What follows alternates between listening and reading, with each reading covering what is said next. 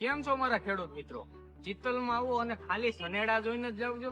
Patel brothers ની અંદર આવો, તમને કઈક નવું અને યુનિક જોવા મળશે.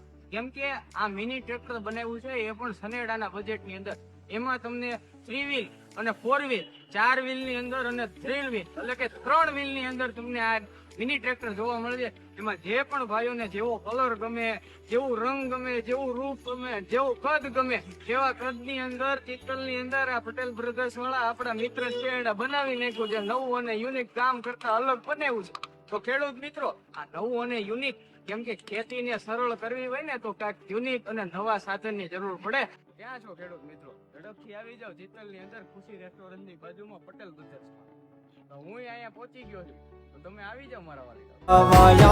વાદળ હું મટા